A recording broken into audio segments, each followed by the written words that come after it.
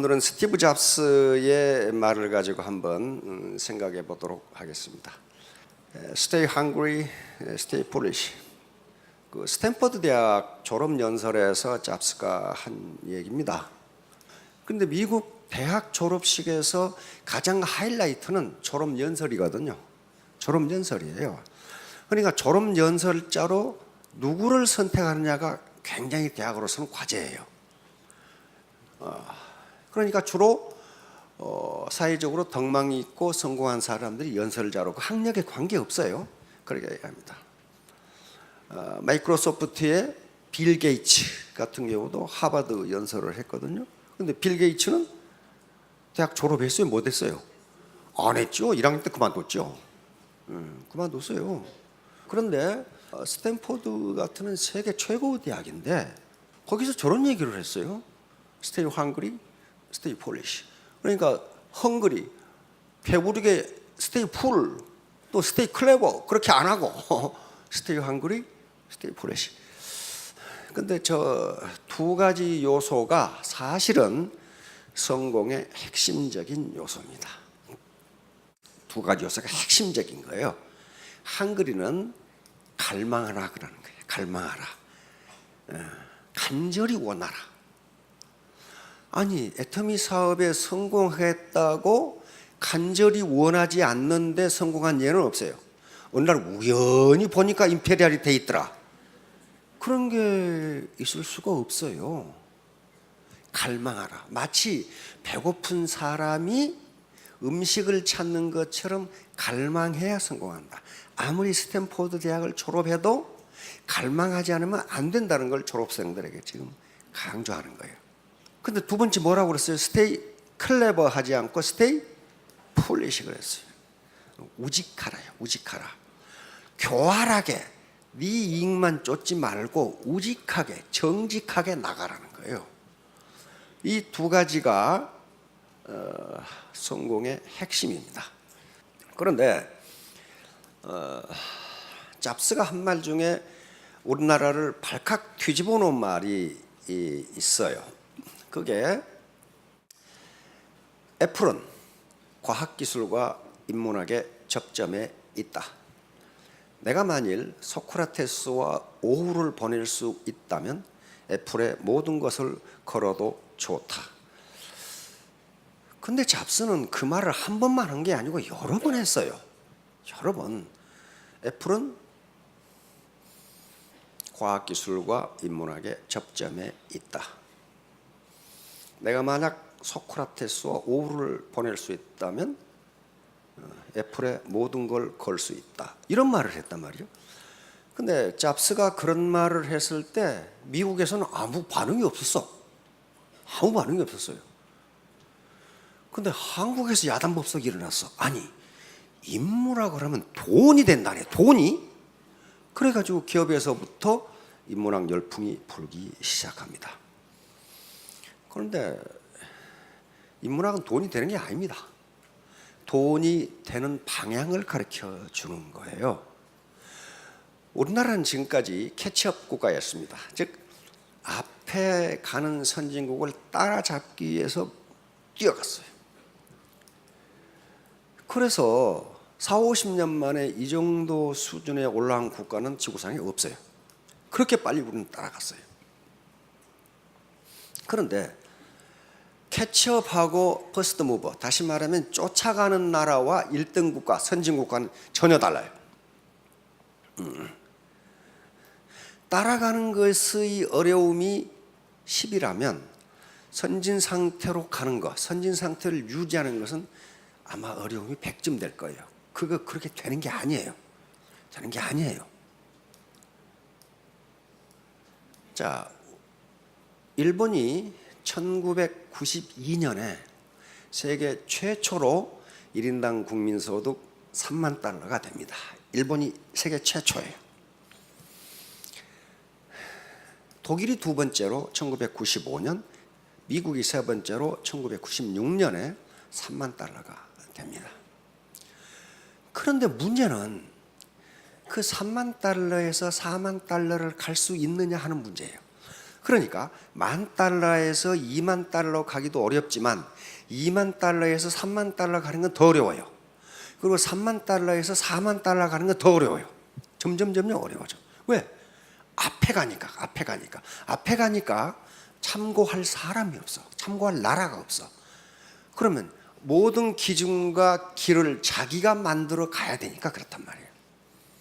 그런데 일본이 1992년에 $30,000가 됐는데 25년이 지난 2017년 통계를 보면 아직도 39,000불이에요. 자, 그러면 $30,000를 유지하는 게 쉬워요? 어려워요? 어렵습니다. 어려워요. 그대로 가는 게 아니에요. 우리는 그러면 어떻게 됐냐? 우리는 2006년에 $20,000를 달성을 했습니다. $20,000 가는 게 힘들었어요. 그냥 그 전에 우리가 IMF 사태를 거쳤잖아요. 그걸 극복하고 $20,000까지 갔으니까 어때요? 굉장하죠. 이건 굉장한 겁니다. 그런데 $20,000에서 $30,000로 가야 되는데 온갖 토목사업이란가 또는 부동산 경기 부양이라든가 하는 경제 정책을 폈지만은 $30,000를 못 올라가는 거예요. 그래서 드디어 IMF 통계를 보니까 2018년 작년에 우리나라가 $30,000를 돌파했어요.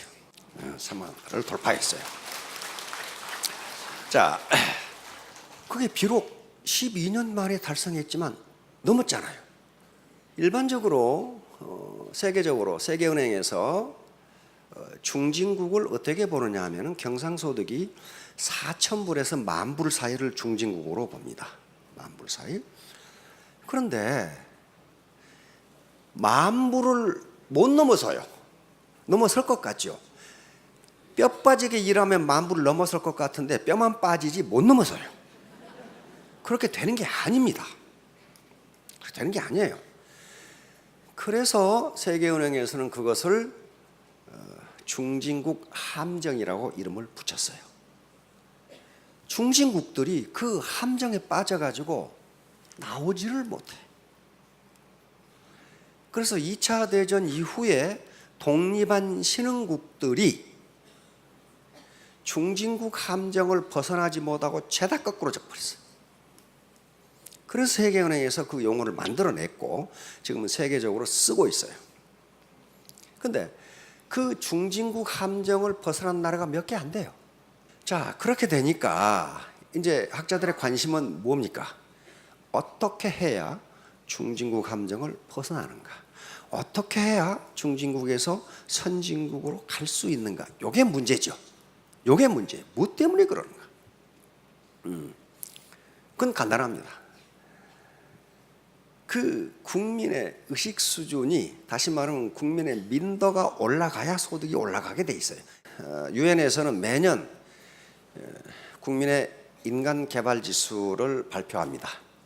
그리고 소득을 발표하는데 그 국민의 인간 개발 지수와 소득은 정비례해요. 인간 개발 지수가 높은 나라일수록 소득이 높아요. 그거 당연한 거죠. 그러니까 아무리 자원이 많고 환경이 좋아도 그 국민들의 수준이 낮으면 소득이 올라가지 않는다는 거거든요. 자, 그래서 잡스가 한 말이 그런 말이에요. 과학기술과 인문학의 접점에 있다. 내가 소크라테스와 오후를 보낼 수 있다면 애플의 모든 것을 걸어도 좋다. 그것은 인문학을 한다는 게 그것이 내 파트너를 늘려준다든가 안 그러면 내 매출을 늘려준다든가 그런 거 아닙니다. 그런 거 아니에요. 어디로 가야 하는가를 가르쳐 주는 거예요. 인문학은 어디로 가야 하는가, 어디로 가야 낭떠러지에 떨어지지 않고 내가 의도하는 목적지에 도달할 것이냐를 가르쳐 주는 게 인문학이에요. 그러니까 인문학은 지도이자 나침반이자 내비게이션이에요. 내비게이션이 운전해 주지 않습니다. 운전은 자기가 해야 돼요. 지도와 나침반이 나를 데려다 주지 않아요. 지도와 나침반은 내가 어디로 가야 한다는 걸 가르쳐 줄 뿐이에요. 그렇죠?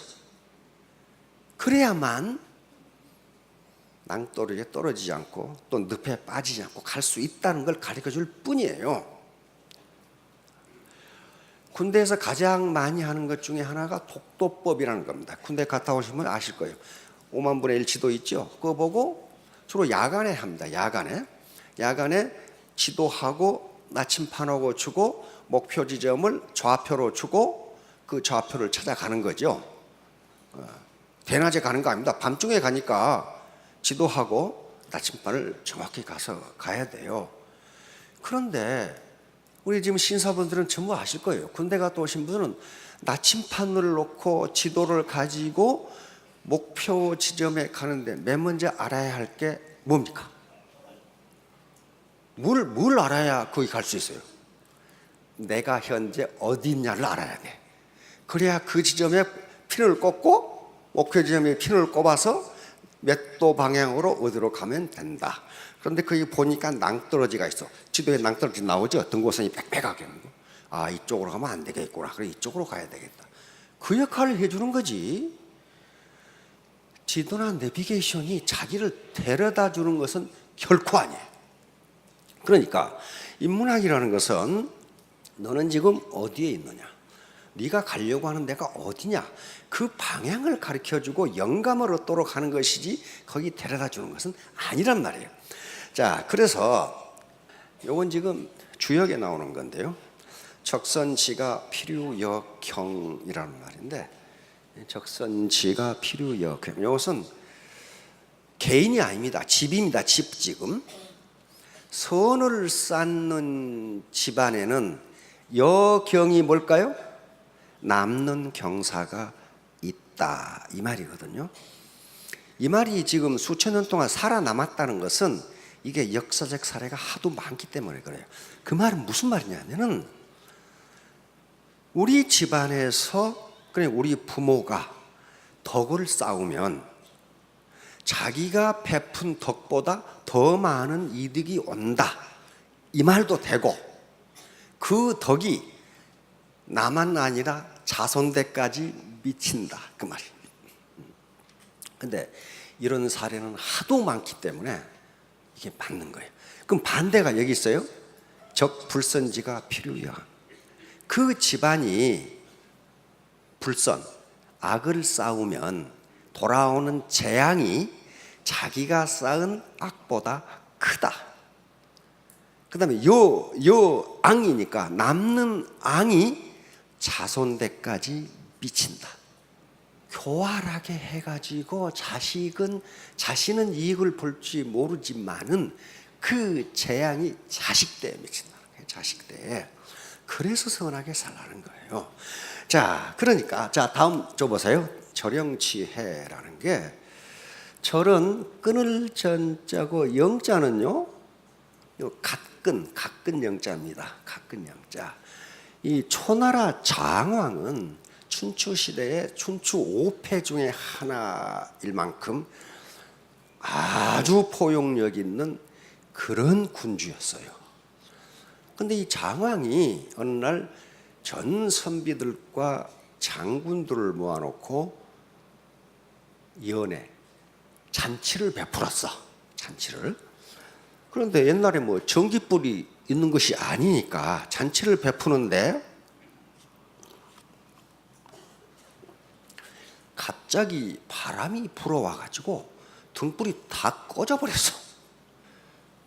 그런데 옛날 군주들은 후궁들이 많아요. 근데 그 중에 후궁 중 한 사람이 장왕에게 소리를 질렀어요. 임금님, 누군가가 제 몸을 만졌어요. 내가 그놈의 갓끈을 끊어놨으니 불을 켜고 어떤 놈인지 잡으세요. 이제 딱 걸렸잖아요. 그러니까 장왕이 거기서 소리를 지릅니다.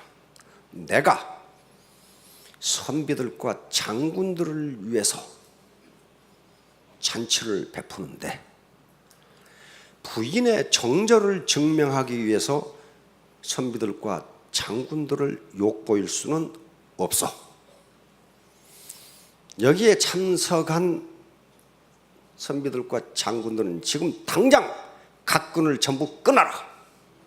만약에 각근을 안 끊은 놈이 있으면 오늘 잔치가 즐겁지 않다고 생각하는 놈으로 간주하겠다. 그리고 어떻게 다 끊어버리지. 그리고 불을 밝혔어요. 그리고 넘어갔어요. 그런데 몇 년 뒤에 이웃나라가 쳐들어왔어. 이게 엄청난 강한 군대를 진나라가 쳐들어왔어요. 이게 초나라 장황원 이게 큰일 났거든요. 이거. 그런데 어떤 이름 모를 장수가 목숨을 걸고 앞에 나가서 용전분투하는 바람에 그 전쟁 이겼어. 그 전쟁 이겨버렸어. 5번을 싸웠는데 4번 다 이겼어. 초나라 장황이 의아하거든. 그래 그 장수를 불렀어. 침이 부덕하여 자네가 누군지 모르겠는데 자네는 어찌하여 그렇게 목숨을 아끼지 않고 싸웠는가? 그러니까 이 장수가 무릎을 꿇으면서 대왕이시여, 저는 5년 전에 죽어야 할 몸입니다. 바로 각근을 끊긴 놈이 전부이다. 어때요? 포용해. 조그마한 실수를 포용하니까 어때요? 나라가 망할 뻔한 위기, 그리고 자기가 죽을 뻔한 위기를 그것을 음덕양보라 그래. 남모르게 덕을 베푸면 드러나게 보답을 받는다는 얘기예요. 드러나게 보답을 받는다. 이게 고전에 전부 기록돼. 이걸 음덕양보라고 한다. 그렇게 기록이 되어 있어요. 그러니까 우리나라 임금님들이나 또는 그 세자가 어떤 큰 행사나 혼례를 칠 때 보면 면류관을 쓰죠. 앞에 뭐가 주렁주렁 달려가지고 면류관을 써요. 근데 오늘 자료를 보니까 면류관을 쓰는 이유가 있답니다. 다 보지 말라는 거예요. 다 보지 말라. 시시콜콜 따지지 말라. 리더는 어떤 경우에는 알고도 모른 척 해줘야 된다. 그런 그런 뜻이랍니다, 이게. 저는 그거 잘 안 보이게 왜 주렁주렁 달고 다니나 그런 생각했는데 그런 의미가 있더라고요. 자, 그 다음에 여기 두 번째, 요 얘기는 제가 가끔 여러 번 했습니다. 이게 제임스 페일이라는데 필라델피아에, 과거에 필라델피아는 굉장히 큰 도시고 그 옆에 피츠버그, 이 백화점에 어느 날 비를 줄줄 맞은 할머니가 백화점에 들어왔어. 그런데 가만히 점원들이 보니까 이게 치약 살 손도 없는 것 같아. 요걸 회원으로 받아 마라. 이게 치약은 그냥 치솔도 못 살 것 같은 그런 인상이야. 그러니까 다른 이 점원들은 그냥 무시해버린 거야. 어이구 할머니 빨리 나가지. 근데 페일이라는 젊은 청년이 다가와서 의자를 갖다 주면서 할머니 다리 아프신데 쉬었다 가세요. 그리고 우리 백화점을 한번 돌아보시고 잘 구경하신 다음 비가 그치면 돌아가세요. 그렇게 해줬어요. 제임스 페일이라는 청년이에요. 그리고 끝났어. 끝났는데 한 달 후에 그 백화점 사장에게 한 통의 편지가 날라들었습니다. 우리 스코틀랜드에 있는 성을 장식해야 되고 우리 회사의 비품 그 다음에 일반 용품을 써야 되니 공급해 주시오. 근데 그걸 사장이 계산해 보니까 그 백화점의 1년 이익보다 더 커. 그런데 이 일은 반드시 제임스 페리에게 맡기세요. 이래놨어. 그 할망구가 누구냐 하면은 그 당시 세계 최고의 부자인 앤드류 카네기의 어머니였어요. 그러니까 밖에 나가시면 혹시 비 맞고 있는 할머니가 계시는가? 아, 저분이 이건희 회장의 외할머니가 아닐까? 이렇게. 그러면 이 제임스 페리는 어떻게 되겠어요? 세계 최고의 부자인 카네기가 데려왔습니다. 그래서 역시 최고의 부자 중에 한 사람이 됩니다. 단지 비 맞은 할머니에게 의자를 내주고 친절하게 해줬을 뿐이에요. 그러니까 뭐예요? 적선지가 필요여경이에요. 네가 덕을 베풀면, 선을 베풀면 네가 베푼 선보다 훨씬 큰 경사를 맞을 것이다 하는 거거든요. 이게 이런 사례가 너무 많기 때문에, 너무 많기 때문에 지금 현재도 이루어야 할 길이 없어요. SAO 시험지 문제 사건이라든가 그것도 자식에게 얼마나 큰 재앙을 지금 주고 있습니까? 그렇죠? 이게 적불선제가 필요요함이에요. 이게 영악하게 굴면 손해를 본다는 거예요. 그런데 스테이 폴릿이란 말을 스티브 잡스가 먼저 한 게 아니고 동양 고전에 한비자라는 고전이 있어요. 한비자에 보면 그런 말이 나와요. 교활하게 남을 속이는 것보다 우직하게 행동하는 게 이익이다. 그렇게 나와요, 그게. 그러니까 이미 옛날 선인들이 그걸 알고 있었다는 거예요. 그리고 역사적으로 보면 교활하게 이익을 따라 행동한 사람은 반드시 죽임을 당해. 그걸 아는 사람에게 죽임을 당해요. 왜냐하면 그 사람은 한 번 배반하면 다음에 배반할 가능성이 높거든요. 자, 다음. 그래서 결론은 황금률입니다. 이걸 황금률이라고 합니다. 이것만 되면은 윤리학이나 도덕률의 거의 전부라고 생각해서 학자들이 황금률이라고 부릅니다.